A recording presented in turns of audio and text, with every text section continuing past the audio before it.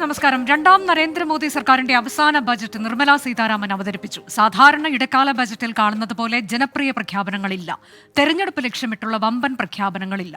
എന്നാൽ നരേന്ദ്രമോദി സർക്കാരിന്റെ കഴിഞ്ഞ 10 വർഷത്തെ നേട്ടങ്ങൾ എണ്ണിപ്പറഞ്ഞ ബജറ്റ് 2047 വികസിത ഭാരതം എന്ന ലക്ഷ്യം കൈവരിക്കുമെന്ന ദീർഘവീക്ഷണം പങ്കുവയ്ക്കുന്നുണ്ട്. ഒപ്പം തെരഞ്ഞെടുപ്പിൽ വൻ ഭൂരിപക്ഷം നേടി 3ാം വട്ടവും അധികാരത്തിലെത്തുമെന്നും ജൂലൈയിൽ സമഗ്ര ബജറ്റ് അവതരിപ്പിക്കുമെന്നും മന്ത്രി പറഞ്ഞുവെച്ചു. നിരാശാജനകമെന്ന് പ്രതിപക്ഷം കുറ്റപ്പെടുത്തുമ്പോൾ സർവ്വതല സ്പർശിയായ ബജറ്റെന്നാണ് പ്രധാനമന്ത്രി അഭിനന്ദിക്കുന്നത്. ജനപ്രിയ പ്രഖ്യാപനങ്ങളില്ലാതെ തെരഞ്ഞെടുപ്പിനെ നേരിടാമെന്ന ആത്മവിശ്വാസമാണോ ഇത്തവണത്തെ ബജറ്റ്? നമ്മൾ ബജറ്റ് വിശകലനത്തിലേക്ക് കടക്കുന്നു. എല്ലാ പ്രേക്ഷകർക്കും സ്വാഗതം.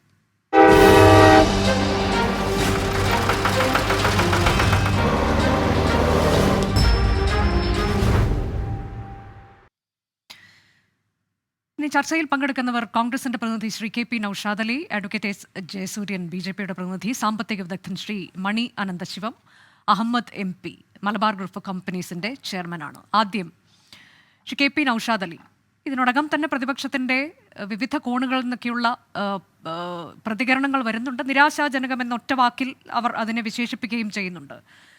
ഇത് സാധാരണഗതിയിൽ ഇടക്കാല ബജറ്റ് എന്നൊക്കെ പറയുമ്പോൾ ജനപ്രിയ പ്രഖ്യാപനങ്ങൾ എന്നത് തന്നെയാണ് നമ്മൾ പ്രതീക്ഷിക്കാറും. ആ തരത്തിലേക്കാണ് ഇതുവരെ, ഇപ്പോൾ പ്രത്യേകിച്ച് 2019 പീയൂഷ് ഗോയൽ അവതരിപ്പിച്ച ബജറ്റൊക്കെ ഇപ്പോഴും അത് അറിയപ്പെടുന്നത് തന്നെ അതിൻ്റെ പല ജനപ്രിയ പ്രഖ്യാപനങ്ങളുടെ പേരിൽ കൂടിയാണ്. അതിൽ തന്നെ ഏറ്റവും പ്രധാനപ്പെട്ടതാണ് ഈ നികുതി ഇളവ്, അതുപോലെ തന്നെ കിസാൻ സമ്മാൻ നിധി എന്നൊക്കെയുള്ള കർഷകർക്ക് വേണ്ടി പ്രഖ്യാപിച്ച ആ പദ്ധതിയൊക്കെ അതിൻ്റെ ഭാഗമായി ഇപ്പോഴും എടുത്തു പറയപ്പെടുന്നതുമാണ്. പക്ഷേ ഈ തവണ ബജറ്റിൽ അങ്ങനെയൊന്നും ഒരു പ്രഖ്യാപനം പോലുമില്ല എന്നുള്ളത് അത് ഏത് തരത്തിലേക്കാണ് നിങ്ങളതിനെ ഇപ്പോൾ ആദ്യ തലത്തിലേക്കൊക്കെയുള്ള വിശകലനമെല്ലാം അവസാനിച്ച് നമ്മളതിൻ്റെ അടുത്ത ഘട്ടത്തിലേക്ക് എത്തുമ്പോൾ ഏത് തരത്തിലേക്കാണ് അതിനെ കാണേണ്ടത്?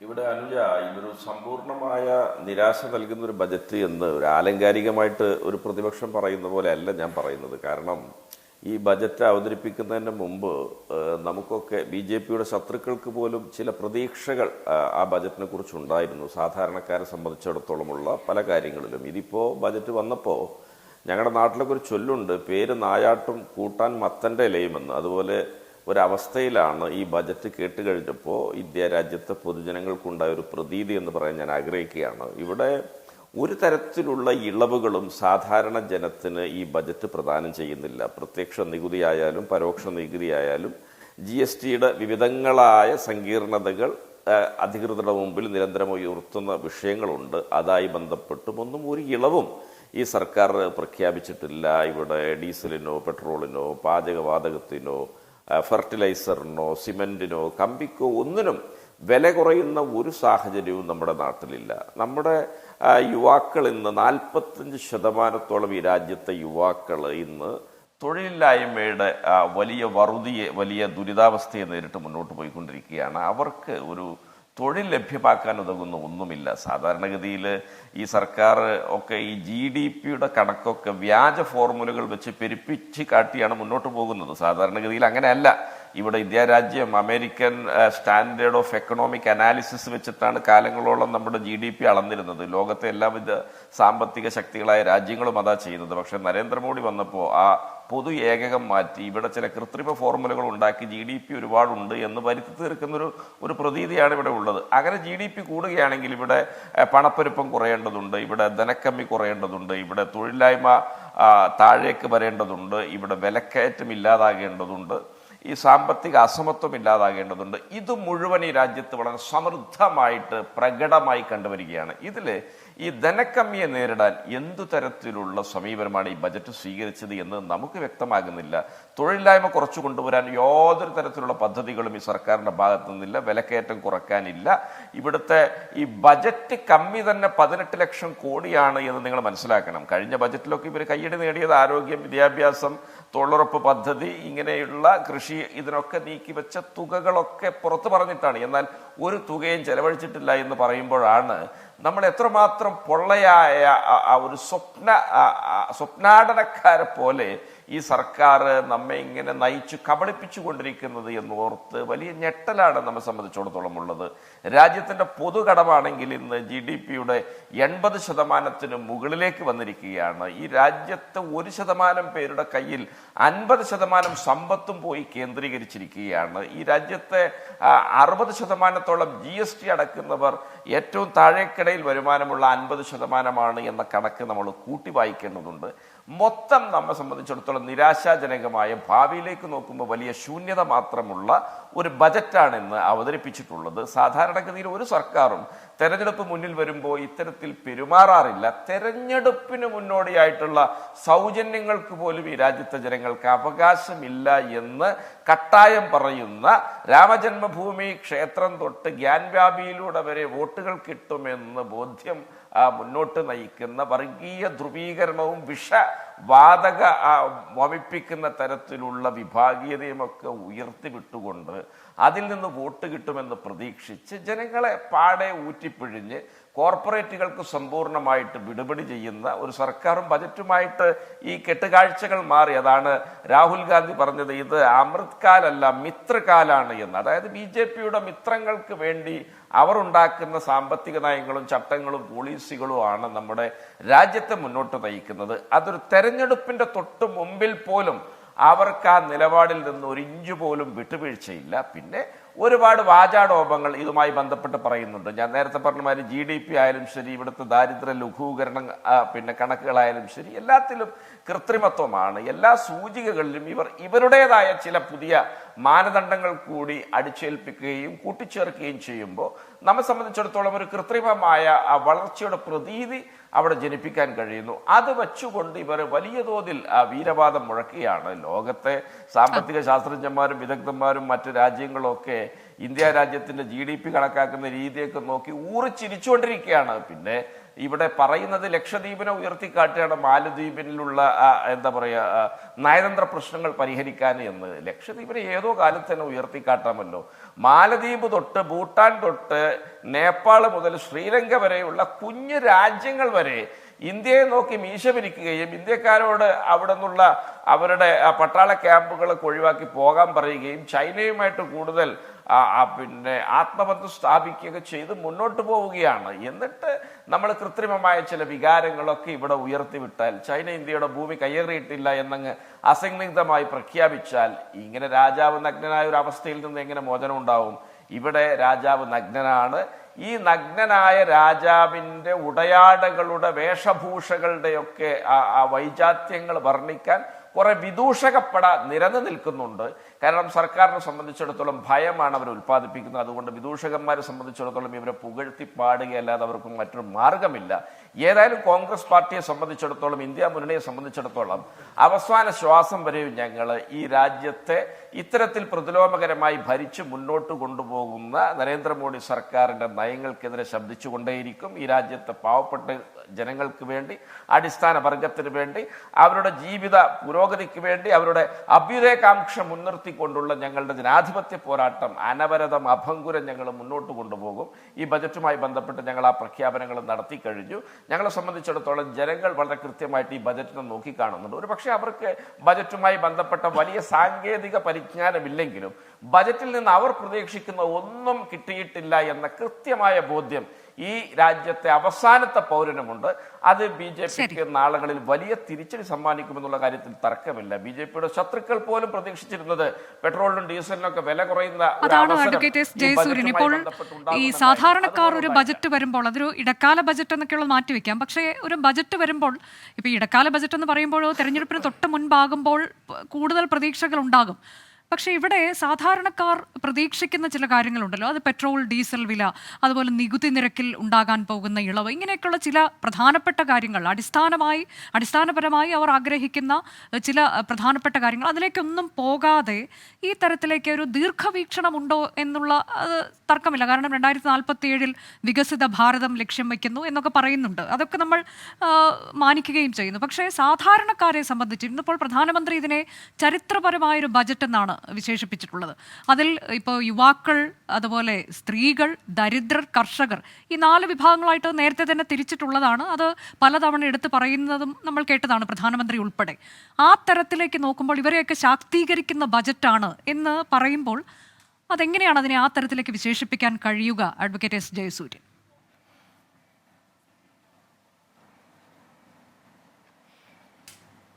നമ്മളിതുവരെ ഈ രാജ്യത്ത് കണ്ട ബജറ്റുകൾ കോൺഗ്രസ് ബജറ്റുകൾ ആണ്.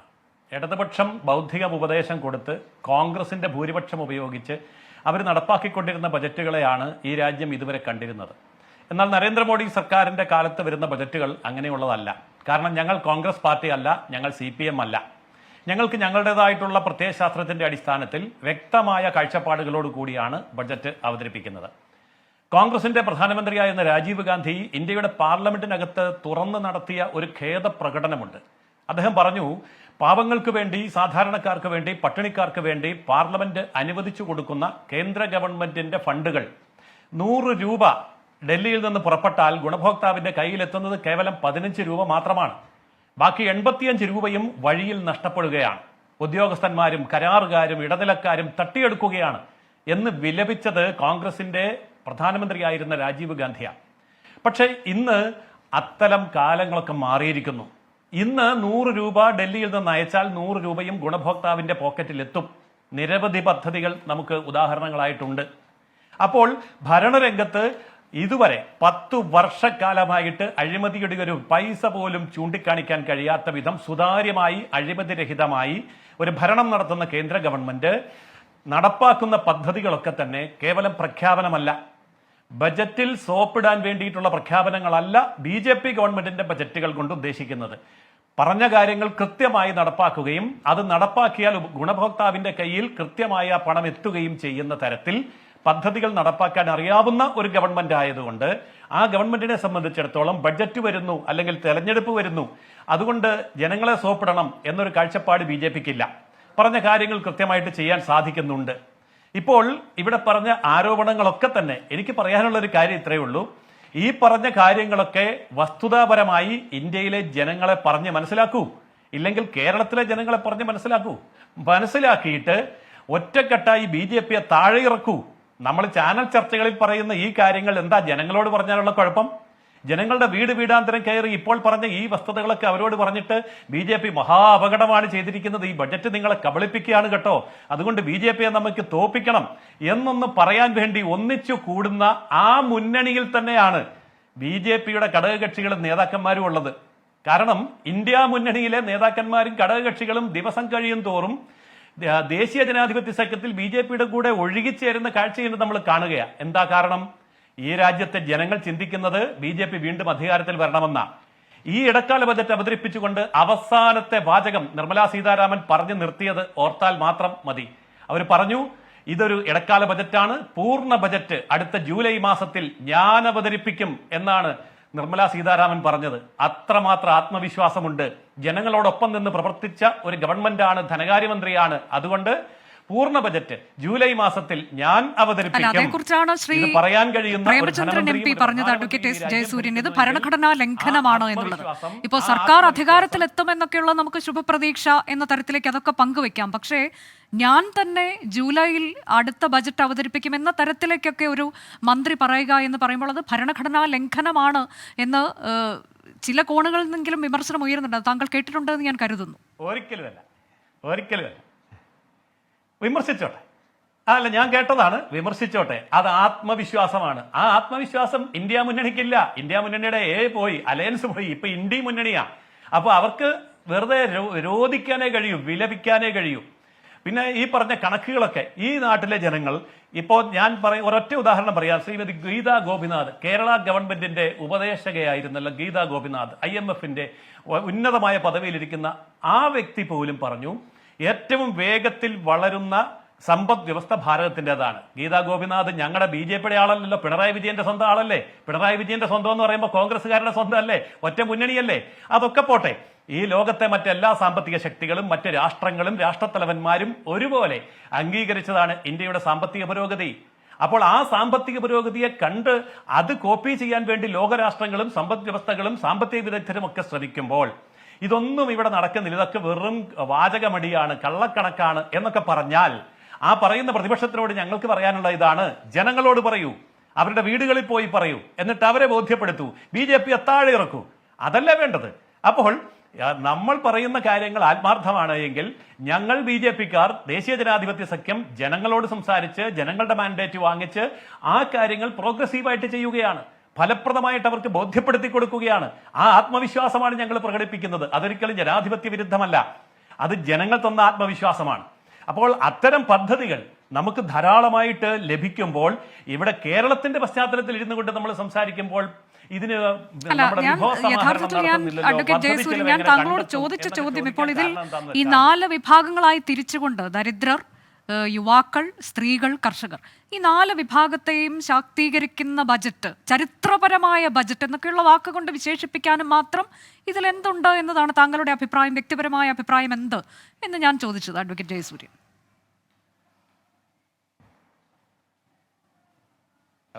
ഇതില് ഇപ്പൊ സ്ത്രീ ശാക്തീകരണത്തെ സംബന്ധിച്ചിട്ടുള്ള കാര്യങ്ങൾ വളരെ വ്യക്തമായി, ഈ സ്ത്രീ ശാക്തീകരണത്തെ സംബന്ധിച്ച് ഈ ഗവൺമെന്റ് ചെയ്തിട്ടുള്ള കാര്യങ്ങളും ചെയ്യാൻ പോകുന്ന കാര്യങ്ങളും നമുക്കറിയാം. ഇന്ത്യ ചരിത്രത്തിൽ ഏറ്റവും കൂടുതൽ ആൾക്കാർക്ക് വീടുകളിൽ കുടിവെള്ളം എത്തിച്ചില്ല. ഞാനതിന്റെ കണക്കുകളിലേക്ക് പോകുന്നില്ല, പറഞ്ഞ് സമയം കളയുന്നില്ല, നമ്മൾ കുറെ കേട്ടതാണ്.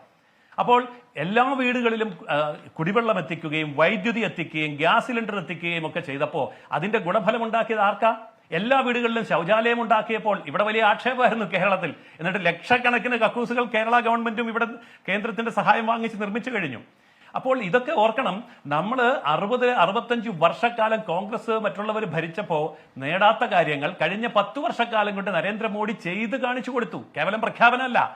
അപ്പോൾ എല്ലാ വീടുകളിലും ഗ്യാസ്, എല്ലാ വീടുകളിലും കുടിവെള്ളം, എല്ലാ വീടുകളിലും ശൗചാലയം, എല്ലാവർക്കും വീട് എന്ന മഹത്തായ ലക്ഷ്യത്തിലേക്ക് 3 കോടി വീടുകൾ ഉണ്ടാക്കി കൊടുത്തു. ഇപ്പോൾ അടുത്തത് 5 വർഷത്തിനകം 2 കോടിയും കൂടി ഉണ്ടാക്കി നിർമ്മിക്കും, കൊടുക്കും. അപ്പോൾ ചെയ്ത് കഴിഞ്ഞ കാര്യങ്ങൾ ജനങ്ങൾക്ക് ബോധ്യപ്പെട്ട് കഴിഞ്ഞു. ആ ബോധ്യത്തിന്റെ അടിസ്ഥാനത്തിലാണ് സാധാരണക്കാർ, സ്ത്രീകൾ, കർഷകർ, ചെയ്ത് കഴിഞ്ഞ കാര്യങ്ങളെല്ലാം അത് പറയാനായിരുന്നു ഈ ബജറ്റ് പ്രസംഗത്തിന്റെ ഭൂരിഭാഗവും ധനമന്ത്രി വിനിയോഗിച്ചത്. നമ്മൾ കേട്ടതാണ്. ഇതിനോടകം എന്തൊക്കെ ചെയ്തിട്ടുണ്ട് എന്നുള്ളത് പറഞ്ഞുകൊണ്ട് അത് മന്ത്രി ആ തരത്തിലേക്കാണ് അത് പ്രസംഗം തുടങ്ങിയതും കുറേ സമയം അതിനെക്കുറിച്ചാണ് പറഞ്ഞത്. പിന്നീടാണ് പ്രഖ്യാപനങ്ങളിലേക്ക് കടന്നത്. ഈ പ്രഖ്യാപനങ്ങളിൽ എന്തുണ്ട് എന്നുള്ള ചോദ്യമാണ് ഇനിയിപ്പോൾ വരാനിരിക്കുന്നത്. ഇപ്പോൾ ഇത് ഇടക്കാല ബജറ്റാണ് എന്നൊക്കെ പറയുമ്പോൾ പോലും ഈ വിഭാഗങ്ങളെ കേറ്റർ ചെയ്യുന്ന തരത്തിലേക്ക് ഇതിൽ എന്തുണ്ട് എന്നുള്ള ചോദ്യമാണ് ഞാൻ ഉന്നയിച്ചുകൊണ്ടേയിരിക്കുന്നത് തുടർച്ചയായി അഡ്വക്കേറ്റ് ജയസൂര്യൻ. ഞാൻ കൃത്യമായിട്ട് മറുപടി പറയാം. എനിക്ക് അല്പസമയം തന്നാൽ മതി, ദീർഘിപ്പിക്കുന്നില്ല. പദ്ധതികളുണ്ട്, പണമുണ്ട്, പക്ഷെ അത് വാങ്ങാൻ കഴിവുള്ള ഒരു സംസ്ഥാന ഗവൺമെന്റ് ഉണ്ടായിരിക്കണം. കേരളത്തിന്റെ ഏറ്റവും വലിയ ശാപം ഇതാണ്. ഞാനൊരു ഒറ്റ ഉദാഹരണം പറയാം.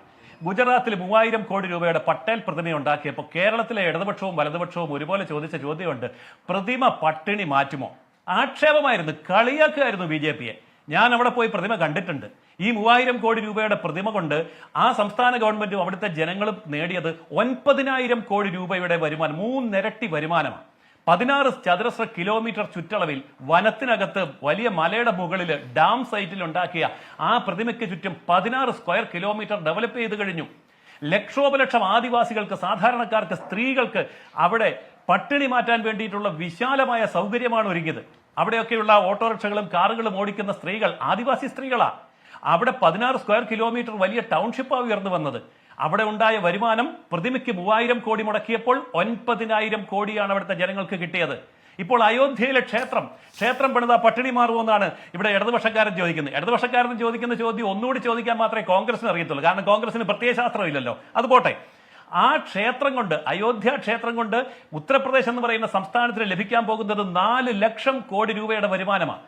അതായത് പദ്ധതിയുണ്ട്. ആ പദ്ധതി പണമാക്കി മാറ്റാനുള്ള കഴിവ്, മനോഭാവം അവിടുത്തെ സർക്കാരിനുണ്ടാവണം. കേരളത്തില് ശബരിമലയുണ്ട്, ഗുരുവായൂരുണ്ട്, ശ്രീപത്മനാഭസ്വാമി ക്ഷേത്രമുണ്ട്, കാലടിയുണ്ട്, മലയാറ്റൂരുണ്ട്, എണ്ണിയാൽ ഒടുങ്ങാത്ത വിധം തീർത്ഥാടന കേന്ദ്രങ്ങളുണ്ട്. അവിടെയൊക്കെ ഭക്തരെ പീഡിപ്പിക്കുകയും കളിയാക്കുകയല്ലേ ചെയ്യുന്നത്? കപട ഭക്തന്മാർ, വ്യാജ ഭക്തന്മാർ എന്നല്ല ദേവസ്വം മന്ത്രി ശബരിമലയിലെ മാലയൂരി തിരിച്ചുപോയ ഭക്തന്മാരെ ആക്ഷേപിച്ചത്. കോടിക്കണക്കിന് ആൾക്കാർ കേരളത്തിലേക്ക് വരുന്ന തീർത്ഥാടകരിൽ നിന്ന് സുഭിക്ഷമായിട്ട് കഴിയാൻ മാത്രമുള്ള വരുമാനം ഈ കേരളത്തിനുണ്ടാക്കാൻ മേലേ. പക്ഷെ കേരളത്തിലെ ഇടതുപക്ഷ ഗവൺമെന്റും അതിന് ചൂട്ടുപിടിക്കുന്ന അവരുടെ ശിഷ്യന്മാരായിട്ടുള്ള കോൺഗ്രസ്സുകാരും ഭക്തന്മാരെ ആക്ഷേപിക്കുകയും അതുപോലെ തീർത്ഥാടന കേന്ദ്രങ്ങളെ കൊള്ളയടിക്കുകയും ചെയ്യുന്നതിന് പകരം ഉത്തർപ്രദേശിലൊക്കെ ചെയ്യുന്നത് പോലെ അത് ഇൻകം ജനറേറ്റിംഗ് ആക്കൂ, ജനങ്ങൾക്ക് തൊഴിൽ കൊടുക്കൂ, ലക്ഷക്കണക്കിന് കോടി രൂപ വരുമാനം ഉണ്ടാക്കൂ. അത് പോട്ടെ, അത് പിന്നെ ദേവസ്വമാണ്, അല്ലെ പള്ളിയാണ്, അമ്പലമാണ്, മതത്തിൽ ഇടപെടുകയല്ല, വേണ്ട. എന്നാൽ മത്സ്യസമ്പദ യോജന 2600 കോടി രൂപ കേരളത്തിന് കൊടുത്തല്ലോ. എന്നിട്ട് ഇവിടുത്തെ മത്സ്യത്തൊഴിലാളികൾക്ക് വേണ്ടി എന്ത് പദ്ധതിയാണ് ഉണ്ടാക്കിയത്? മത്സ്യബന്ധനവും അതിന്റെ സംസ്കരണവും അതിന്റെ ബ്രാൻഡിങ്ങും അതിന്റെ വിതരണവും അടക്കം എല്ലാ സംവിധാനങ്ങളും നമുക്ക് എത്രയോ ഭംഗിയായിട്ട് ഉപയോഗിക്കാം. ഒരു കാലത്ത് ഇന്ത്യയിലെ മത്സ്യബന്ധനത്തിന്റെ 35% കേരളത്തിൻ്റെതായിരുന്നു. ഇന്ന് 10% പോലും ഇല്ല. പദ്ധതി ഇല്ലാഞ്ഞിട്ടല്ല, പണമില്ലാഞ്ഞിട്ടല്ല, അത് ഉപയോഗിക്കാൻ കഴിയാത്തത് കൊണ്ടാണ്. അതുപോലെ കേരളത്തിലെ ഇൻലാൻഡ് ടൂറിസം, ഇത്രയും നല്ല ടൂറിസം ഡെവലപ്മെന്റിന് ആവശ്യമായിട്ടുള്ള മറ്റൊരു സ്ഥലം കാശ്മീർ കാണുമായിരിക്കും. അത് കഴിഞ്ഞാൽ പിന്നെ കേരളമല്ലേ ഉള്ളത്. ആ കേരളത്തിന് തൊട്ടടുത്തുള്ള ലക്ഷദ്വീപ് ഇപ്പം വികസിക്കാൻ പോവുക. അതായത് ദേശീയ തലത്തിലും അന്തർദേശീയ തലത്തിലും ഗ്രാമീണ തലത്തിലുമുള്ള ടൂറിസത്തിന് അനുയോജ്യമായിട്ടുള്ള എല്ലാ പദ്ധതികളും ഈ ബജറ്റിൽ പറഞ്ഞിട്ടുണ്ട്. അതിനെപ്പറ്റി ഒരു അക്ഷരം പറയാൻ ഇവിടുത്തെ ഇടത് വലത് മുന്നണികൾക്ക് കഴിയുന്നില്ലല്ലോ. അപ്പോൾ ആ ടൂറിസം ആണെങ്കിലും, അല്ലെങ്കിൽ പിൽഗ്രിം ടൂറിസം ആണെങ്കിലും, മത്സ്യസമ്പദ യോജനയാണെങ്കിലും, അതല്ലെങ്കിൽ പശു വളർത്തലാണെങ്കിലും, പദ്ധതികൾ വരുമ്പോൾ അതിനെതിരെ തിരിഞ്ഞു നിൽക്കാതെ അത് BJP കൊണ്ടുവന്നതാണ്, നരേന്ദ്രമോദിയുടേതാണ്, അത് വർഗീയതയാണ്, അതിന്റെ ഒരു പൈസ ഞങ്ങൾക്ക് വേണ്ട എന്നുള്ള നിലപാട് മാറ്റിവെച്ചിട്ട് ആ പദ്ധതികളിൽ നിന്ന് സ്വീകരിക്കൂ, പണം സ്വീകരിക്കൂ. ഇപ്പോൾ തന്നെ നമുക്ക് ഈ പറഞ്ഞ ബജറ്റിൽ തന്നെ പറഞ്ഞിട്ടുള്ള കാര്യമുണ്ട്. സംസ്ഥാനങ്ങളുടെ നികുതി വിഹിതം 11,04,494 നിന്ന് 12,19,783 കോടിയായിട്ട് വർദ്ധിപ്പിച്ചിട്ടുണ്ട്. ഏത് സംസ്ഥാനങ്ങളുടെ നികുതി വിഹിതം? അതിൽ 1,15,289 കോടിയുടെ വർധന വരുമ്പോൾ ഈ കേരള സംസ്ഥാനത്തിന് ലഭിക്കുന്നത് 23,480.32 കോടി രൂപയാ. ഈ പദ്ധതി വിഹിതമെങ്കിലും ഒന്ന് വാങ്ങിച്ചെടുത്ത് ഈ മലയാളിക്ക് കൊടുക്കാൻ വേണ്ടിയല്ലേ ശ്രമിക്കേണ്ടത്? അപ്പോൾ അതിനുള്ള ശ്രമമില്ലല്ലോ. അവിടെ അപ്പോൾ കിഫ്ബി എന്ന് പറഞ്ഞൊരു കൊള്ള, പിന്നെ കേന്ദ്ര സർക്കാരിനെതിരെ സമരം, ഡൽഹിയിൽ സമരം നടത്താൻ പോകുന്നു.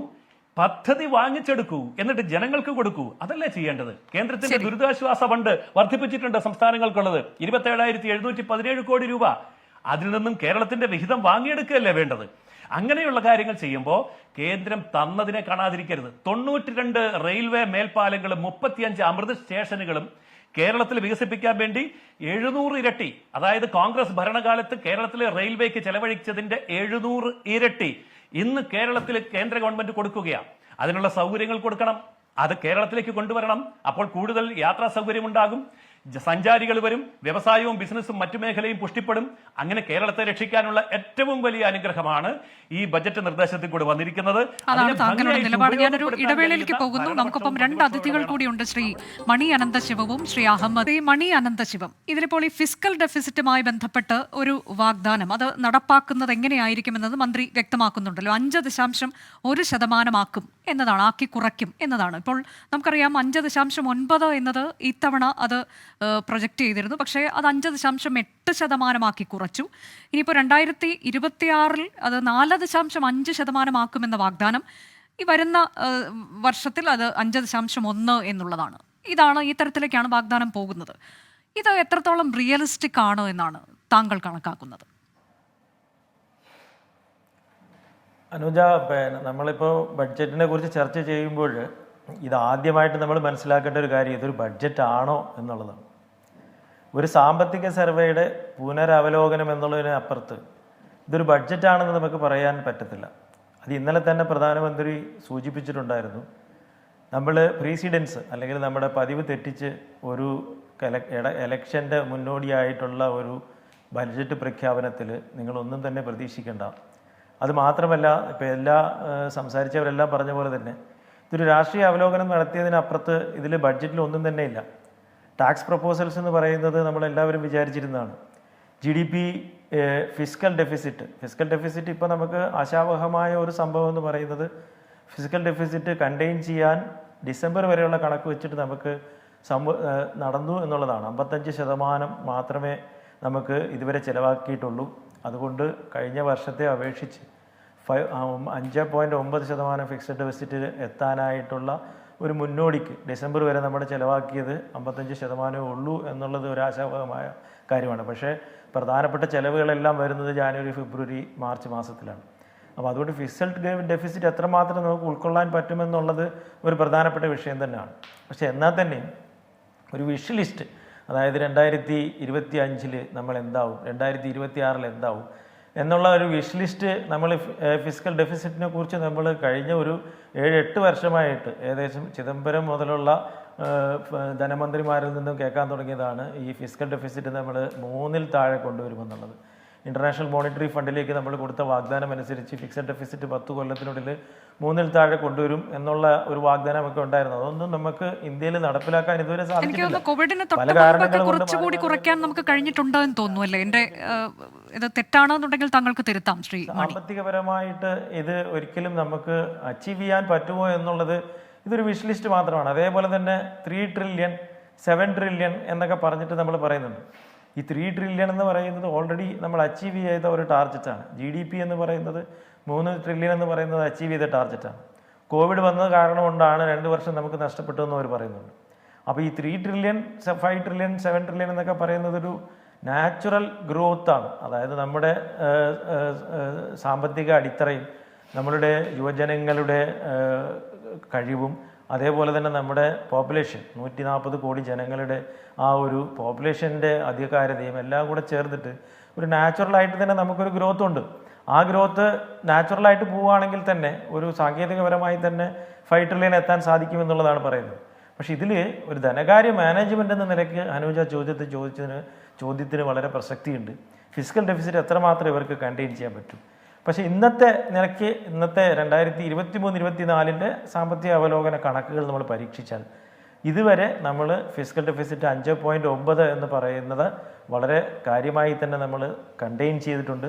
ഇതുവരെ നമ്മൾ 55% മാത്രമേ ചിലവാക്കിയിട്ടുള്ളൂ. ബാക്കിയുള്ളത് നമുക്കിനി 3 മാസം കൊണ്ട് 45% ചിലവാക്കാനുള്ള ഒരു ത്രാണി നമുക്കുണ്ട് എന്നുള്ളതാണ് അതിൽ നിന്ന് കാണുന്നത്. മാത്രമല്ല ഇപ്പം ടാക്സ് റവന്യൂ എന്ന് പറയുന്നത് നമ്മളേവരും പറയുന്ന പോലെ തന്നെ ഓരോ ദിവസം കഴിയും തോറും അനുദിനം GSTയുടെ റവന്യൂ വർദ്ധിച്ചുകൊണ്ടിരിക്കുകയാണ്.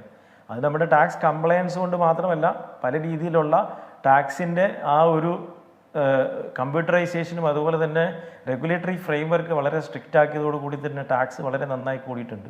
1,00,000 കോടി രൂപ ഏകദേശം 17 നിയമങ്ങൾ ഒരുമിച്ച് അല്ലെങ്കിൽ 17 നിയമങ്ങൾ വ്യത്യസ്തമായി പിരിച്ചുകൊണ്ടിരുന്ന 1,00,000 കോടി രൂപയുടെ ടാക്സാണ് GST വന്നപ്പോൾ അഭിവാദനം ചെയ്തത്.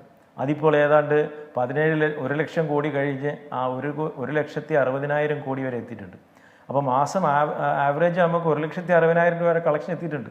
അപ്പോൾ ഈ കളക്ഷൻ്റെ ബൊയൻസി അല്ലെങ്കിൽ ഈ കളക്ഷൻ്റെ ആ ഒരു അധികാരത ഇതിങ്ങനെ കൂടി പോവുകയാണെന്നുണ്ടെങ്കിൽ നമുക്ക് നാച്ചുറലായിട്ട് ഫിസിക്കൽ ഡെഫിസിറ്റ് കണ്ടെയ്ൻ ചെയ്യാൻ പറ്റുമെന്നുള്ള ഒരു വിശ്വാസം നമ്മൾ ജനിപ്പിക്കുന്നുണ്ട്. അതേപോലെ തന്നെ ഇൻകം ടാക്സ് റിട്ടേണിൻ്റെ കാര്യം എടുക്കുകയാണെന്നുണ്ടെങ്കിൽ 7.65 കോടി റിട്ടേൺ കഴിഞ്ഞ ഒക്ടോബർ വരെ ഫയൽ ചെയ്തത് ഇപ്പോൾ 8.3 കോടി റിട്ടേൺ ഫയൽ ചെയ്തിട്ടുണ്ട്.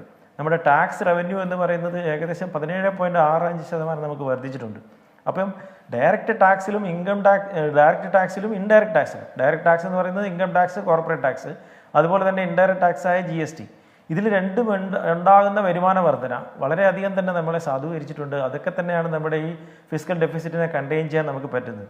പിന്നുള്ളതെന്ന് പറഞ്ഞാൽ ഇൻഫ്രാസ്ട്രക്ചർ ഗ്രോത്താണ്. ഇൻഫ്രാസ്ട്രക്ചർ ഗ്രോത്തിലൂടെ അവർ വിഭാവനം ചെയ്യുന്ന രീതിയിൽ കാര്യങ്ങൾ പോകുന്നുണ്ടെന്നുള്ളത് നമുക്ക് തന്നെ മനസ്സിലാക്കാൻ സാധിക്കും. ഇപ്പം നേരത്തെ അദ്ദേഹം പറഞ്ഞതുപോലെ ഇതൊരു രാഷ്ട്രീയത്തിനേക്കാൾ അപ്പുറം നമ്മുടെ ഇപ്പം അയോധ്യയിലാണെങ്കിലും ശരി അല്ലെങ്കിൽ നമ്മളൊരു ശിലയുണ്ടാക്കിയാലും ശരി അതിലൂടെയൊക്കെ എങ്ങനെ സമാഹരിക്കാൻ പറ്റുമെന്നുള്ള ആ ഒരു മാർക്കറ്റിംഗ് കൂടെ ഈ BJP ഗവൺമെൻറ് നന്നായിട്ട് നടത്തുന്നുണ്ട്. ഇപ്പോൾ അയോധ്യയിലെ കാര്യം തന്നെ എടുക്കുകയാണെന്നുണ്ടെങ്കിൽ കഴിഞ്ഞൊരു 5-6 വർഷം പട്ടിണിയായിരുന്ന അയോധ്യക്കാർ ഇപ്പോൾ കഴിഞ്ഞൊരു മാസത്തോളം അല്ലെങ്കിൽ 22-ാം തീയതി മുതൽ ഇങ്ങോട്ട് വളരെയധികം ഉന്നതിയിലേക്ക് എത്തുന്നതായിട്ടാണ് നമുക്ക് കാണുന്നത്. അവിടുത്തെ റിയൽ എസ്റ്റേറ്റ് ഒക്കെ കൂടുന്നുണ്ട്. പക്ഷേ ഇതിൽ വളരെ ഭയാനകമായ 2-3 കാര്യങ്ങളെന്ന് പറയുന്നത് നമ്മളെ സംബന്ധിച്ചിടത്തോളം നമ്മൾ ടാക്സ് കിട്ടി അല്ലെങ്കിൽ ടാക്സ് കൂടി എന്നൊക്കെ പറയുമ്പോൾ ഇപ്പോഴും ഒരുപാട് ആളുകൾ ഈ ഒരു ടാക്സിൻ്റെ റീജിയമിൽ പീഡിപ്പിക്കപ്പെടുന്നുണ്ട്. ഒന്നാമതായിട്ട് നമ്മുടെ പ്രവാസികൾക്ക് ഇപ്പോൾ നോട്ടീസ് അയക്കുന്നത് 19-20, അതായത് നമ്മുടെ സാമ്പത്തിക വർഷം 19-20 ഏകദേശം 45,000 നോട്ടീസുകളാണ് അയക്കുന്നത്. കോവിഡ് പീരീഡിൽ കുറേ റിലാക്സേഷൻസ് ഒക്കെ ഉണ്ടായിരുന്നു. 182 ദിവസത്തിൽ കൂടുതൽ കോവിഡ് പ്രമാണിച്ച് ഇവിടെ വന്ന ആൾക്കാർക്ക് തിരിച്ചു പോകാൻ പറ്റാത്ത ആൾക്കാർക്ക് റിലാക്സേഷൻ ഉണ്ടെന്നൊക്കെ. പക്ഷെ അതൊക്കെ നിരാകരിച്ചുകൊണ്ട് നോട്ടീസുകൾ അയച്ചുകൊണ്ടിരിക്കുകയാണ്. രണ്ടാമത് GSTയിൽ തന്നെ നേരത്തെ അലിസാറ് പറഞ്ഞതുപോലെ GSTയിൽ ഒരുപാട് കാര്യങ്ങൾ നമുക്ക് ചെയ്തു തീർക്കാനുണ്ട്. അതിൻ്റെ കമ്പ്യൂട്ടർ പരമായിട്ടുള്ള ഒരു ടെക്നിക്കൽ സ്നാഗുകൾ ഒരുപാട് തീർക്കാനുണ്ട്. ഇതിനെക്കുറിച്ചൊന്നും ഈ പൈസ കിട്ടുന്നു, വരുന്നു, അത് പോകുന്നു എന്നുള്ളതല്ലാതെ സാധാരണ ജനങ്ങൾക്ക് അല്ലെങ്കിൽ ഒരു സാധാരണ കച്ചവടക്കാരന് ഇതിനുണ്ടാകുന്ന ബുദ്ധിമുട്ടുകൾ പരിഹരിക്കാനുള്ള ശ്രമങ്ങളൊന്നും ഈ ബഡ്ജറ്റിലൂടെ കാണുന്നില്ല. അതിനെക്കുറിച്ചൊന്നും അതൊക്കെ ഒരു രാജ്യം ഒരു നികുതി എന്ന സംവിധാനത്തിലേക്ക് രാജ്യം എത്തിയെന്ന് GST യെ കുറിച്ച് വിശേഷിപ്പിക്കുന്നു. അതുപോലെ തന്നെ ഈ ധനക്കമ്മിയുടെ കാര്യത്തിൽ അത് പറഞ്ഞു, നമ്മളിപ്പോൾ പറഞ്ഞു കഴിഞ്ഞു. മറ്റൊന്ന് 7 ലക്ഷം വരെ നികുതി ഒഴിവാക്കിയിട്ടും വരുമാനം വർദ്ധിച്ചിട്ടുണ്ട് എന്ന് മന്ത്രി പറയുന്നു. കോർപ്പറേറ്റ് നികുതി കുറച്ചിട്ടും അവിടെയും വരുമാനം വർദ്ധിക്കുന്നുണ്ട്. ആ തരത്തിലേക്കൊക്കെയുള്ള ചില പരാമർശങ്ങളിൽ ഒതുങ്ങി പോവുകയാണ്. താങ്കൾ പറഞ്ഞതുപോലെ ഇതൊക്കെ എന്താണ് ഉണ്ടാക്കി വെച്ചിട്ടുള്ളത്, അല്ലെങ്കിൽ അതിന്റെ പ്രശ്നങ്ങൾ എന്താണ്, അത് പരിഹരിക്കാൻ എന്താ, ഇതൊന്നും ഈ ബജറ്റ് പ്രസംഗത്തിൽ മന്ത്രി പറയുന്നില്ല എന്നുള്ളത് വളരെ ശ്രദ്ധേയവുമാണ്. ഞാൻ അഹമ്മദ്, ഇപ്പോൾ ഈ ബജറ്റിനെ നമ്മൾ വിലയിരുത്തുമ്പോൾ ഒരു ദിശാബോധം പകരുന്ന ബജറ്റ് എന്നൊക്കെയുള്ള വാക്കുകൾ നമ്മൾ ക്ലീശയാണെങ്കിൽ പോലും ആ തരത്തിലേക്കൊക്കെയുള്ള ചില പദപ്രയോഗങ്ങൾ ബജറ്റ് വന്നു കഴിയുമ്പോൾ നമ്മൾ കേൾക്കാറുണ്ട്. അങ്ങനെ നമ്മൾ ഈ ബജറ്റിനെ വിലയിരുത്തുമ്പോൾ എങ്ങനെയാണ് താങ്കൾ ഒറ്റ നോട്ടത്തിൽ ഈ ബജറ്റിനെ വിലയിരുത്തുക? ഈ ബജറ്റ് ശരിക്കും പറഞ്ഞാൽ ആശാവഹമാണ്, ദിശാബോധമുണ്ട് എന്ന് തന്നെയാണ് എൻ്റെ വിലയിരുത്തൽ. കാരണം കഴിഞ്ഞ 10 വർഷത്തെ ബാലൻസ് ഷീറ്റ് പറഞ്ഞുകൊണ്ട് പുതിയ 5 വർഷം കൊണ്ട് എന്ത് വരും, 2047 ആകുമ്പോൾക്ക് ഇന്ത്യ ഒരു വികസിത രാജ്യം എങ്ങനെയാക്കും, അതിന് ഇൻഫ്രാസ്ട്രക്ചർ രംഗത്ത് വലിയ മുതൽ മുടക്ക്, പ്രത്യേകിച്ചും റെയിൽവേ രംഗത്തും അതുപോലെ തന്നെ വ്യോമയാന രംഗത്തും എല്ലാ ഹൈവേ രംഗത്തൊക്കെ വലിയ ഇൻഫ്രാസ്ട്രക്ചർ ഇൻവെസ്റ്റ്മെൻറ്റ് ചെയ്യുമ്പോൾ സാധാരണക്കാരനും ഇടത്തരക്കാരനും തൊഴിൽ കിട്ടും. തൊഴിലാണ് മുഖ്യം.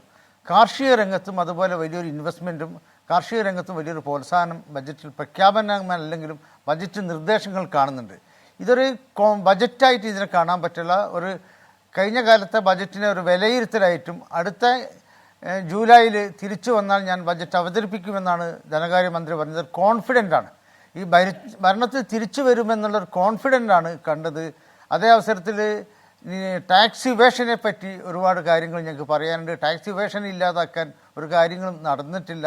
ഈ ഗവേണിംഗ് സിസ്റ്റം സ്ട്രോങ് ആക്കേണ്ടി കർഷകരുടെ കാര്യം പറയുമ്പോൾ ശ്രീ അഹമ്മദ്, എന്താണ് കർഷകർക്ക് വേണ്ടി ഇപ്പൊ വലിയ തോതിൽ കാർഷിക വളർച്ച ലക്ഷ്യം വയ്ക്കുമെന്നൊക്കെ ഈ ബജറ്റ് പ്രസംഗത്തിൽ പറയുന്നുണ്ട്, അന്നദാതാക്കൾ എന്ന് വിശേഷിപ്പിക്കുന്നുണ്ട്.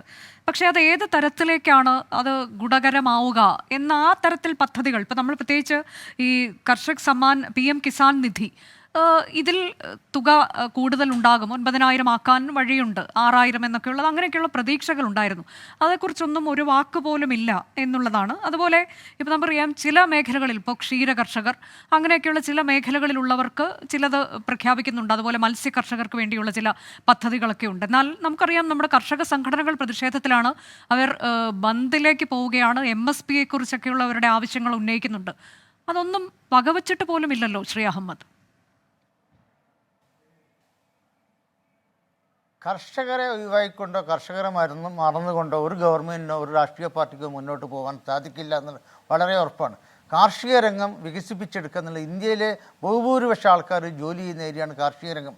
അതിലേക്ക് കൃത്യമായ രീതി പറഞ്ഞിട്ടില്ല. ബജറ്റിൽ ഒരു കാര്യത്തിലും കൃത്യമായ ഒരു ദിശാബോധം കൊണ്ടുവന്നിട്ടില്ല. അത് ഇതൊരു ഇടക്കാല ബജറ്റ് അല്ലെങ്കിൽ മാത്രമായിട്ട് ഇതിനെ കാണുന്നുള്ളൂ. പൂർണ്ണ ബജറ്റിൽ അത് വ്യക്തമായ രീതിയിൽ കാണുമെന്ന പ്രതീക്ഷ നമുക്കെല്ലാവർക്കുമുണ്ട്.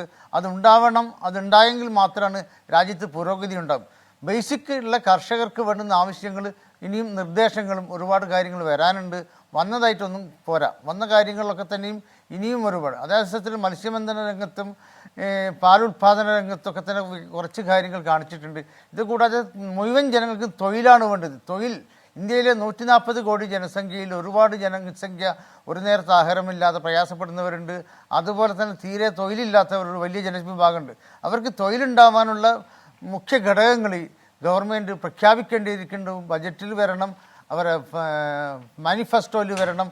അതൊക്കെ വന്നുകൊണ്ട് എല്ലാ രാഷ്ട്രീയ പാർട്ടികളും ശക്തമായ ആവശ്യങ്ങൾ പൊതുജനങ്ങളെ സമ്പന്നരാക്കണമെങ്കിൽ അവരെ ക്രയവെക്കിയ ശേഷിയുള്ളവരാക്കി മാറ്റാൻ ഇൻഫ്രാസ്ട്രക്ചർ ഡെവലപ്മെൻറ്റും അതുപോലെ പുതിയ പ്രഖ്യാപനങ്ങളും ഇനിയും ഒരുപാട് ഉണ്ടാവേണ്ടിയിരിക്കുന്നു. ഇതൊരു പ്രഖ്യാപനമായിട്ട് കാണാൻ ബജറ്റിനെ കാണില്ല. ബജറ്റ് ഒരു വിലയിരുത്തൽ മാത്രമാണ്. കഴിഞ്ഞ 10 വർഷത്തെ എന്തൊക്കെ ചെയ്തു എന്നൊരു വിലയിരുത്തലിന് ശേഷം കുറഞ്ഞ കാര്യങ്ങൾ പറഞ്ഞിട്ടേ ഉള്ളൂ. സത്യസന്ധമായി പറഞ്ഞാൽ ഈ ബജറ്റ് ഒരു ബജറ്റ് എന്ന നിലയിലേക്കാണ് കൂടുതൽ ഒരു ഇലക്ഷൻ മാനിഫെസ്റ്റോൻ്റെ തൊട്ട് മുമ്പുള്ളൊരു കാര്യമായിട്ട് മാത്രമേ ഇതിനെ കാണാൻ പറ്റുള്ളൂ. അതെ, അല്ലെങ്കിൽ ഒരു റിപ്പോർട്ട് കാർഡ് എന്നൊക്കെ വേണമെങ്കിൽ നമുക്ക് വിശേഷിപ്പിക്കാമെന്ന് തോന്നി.